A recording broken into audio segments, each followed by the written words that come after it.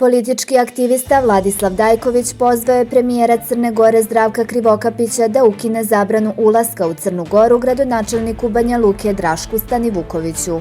Nažalost, zabrana ulaska u Crnu Goru koju je Stanivuković dobio od strane bivšeg režima zbog učešća u litijama je i dalje na snazi. Stoga odavde iz Banja Luke apelujem na činioce nove vlasti da ponište tu sramnu odluku o proterivanju, ne samo za njega, već za sve ljude koji su dobili zabrane ulaska samo zbog toga što su imali svoje mišljenje i što su stali na stranu pravde. S druge strane, dugo sam razmišljao šta da poklonim Stanivukoviću povodom stupanja na funkciju gradonačelnika Banja Luke. Imao sam želju da u tom poklonu bude sublimirana cela Crna Gora ili barem nešto po čemu nas prepoznajemo u regionu. I setio sam se, Crna Gora nije imala važnije osobe, makar u ovom veku, od našeg pokojnog mitropolita Amfilohija, koji je, bez dileme, bio luča koja nas je vodila do predugo sanjane slobode, naveo je Dajković na Facebooku nakon sastanka sa Stanivukovićem.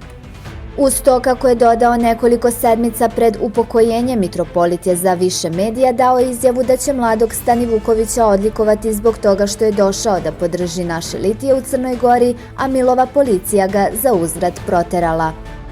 Ostaje velika žal što mitropolit nije ispunio svoj naum, ali kako po nekom nepisanom pravilu tuga uvek rodi neku sreću, Draško je na krilima tog blagoslova ipak ostvario svoj san i postao gradonačelnik Banja Luke u 27. godini i ušao u kabinet koji će možda krasiti slika našeg mitropolita Amfilohija.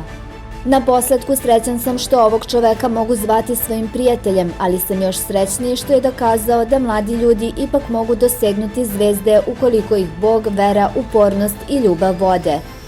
Stoga vreme je da naša generacija oslobodi Nikšić i Podgoricu. Živela Crna Gora, živela Republika Srpska, živela Srbija, živeo jedan isti narod, poručio je Dajković.